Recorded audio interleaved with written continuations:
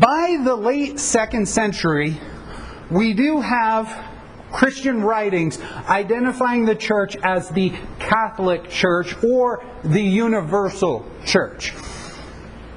I was once in a Bible study. We were beginning the book of Acts, and the book of Acts, of course, begins with the beginnings of the church. Somebody in our group raised his hand and said, "Is this the start of the Catholic Church?" The other pastor shook his head yes. I shook my head no. And everybody sitting there went, one says yes, one says no. The problem is we are answering two different questions. Yes. If we're sitting there and we're beginning the book of Acts and you ask, is this the start of the Catholic Church? What do you mean by Catholic? If you mean, is this the start of the universal Christian church? Then yes, the answer is yes. If you're asking, is this the start of Roman Catholicism in everything that we would recognize today as Roman Catholicism? The answer is no. That and all of the things that we would uniquely acknowledge as Roman Catholicism, it largely doesn't become major factors until much further down in church history. This word used in church documents largely is to indicate we are the universal church, they are the not universal church. We'll get into the who, the we, and they are here in a moment. Again, our point is not right, wrong. Our point is an observation of church history at this point, okay? It is a way to distinguish the churches from the heretics. I am not going to define the word heretic. I'm going to let the church define the word heretic. So don't go out of here today and say, Ozzy said that this is what heretic means. No, this is what the church has defined as heresy. Ozzy is also not the person defining who is a heretic and who is not a heretic. Again, we're letting history tell us who was a heretic and who was not a heretic. Heresy in its historical context. Heresy means one who is chosen to depart from orthodoxy. Heresy is somebody who has accepted error, or it's a sect or a party. And here are some of our earliest. We have Docetists. Docetists are the ones who deny that Jesus had a literal physical body. They're the ones that say he had some sort of spiritual, ethereal body. It only appeared to be human. We see that already in the 1st century with 1 John. And 1 John writing to the church saying, Jesus had a physical body. We saw it. We didn't taste it. We touched it. Sorry about that.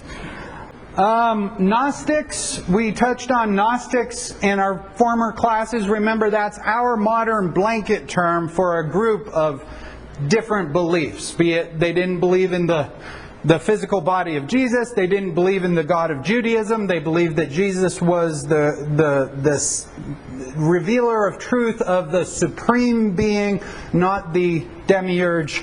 All of those things, remember, we group them together and we call them Gnostics. People who are running around in the 1st century saying that the resurrection of the dead has already happened. Remember in 2 Timothy, Paul says that these two guys have gone out and they're spreading the idea that the resurrection has already happened.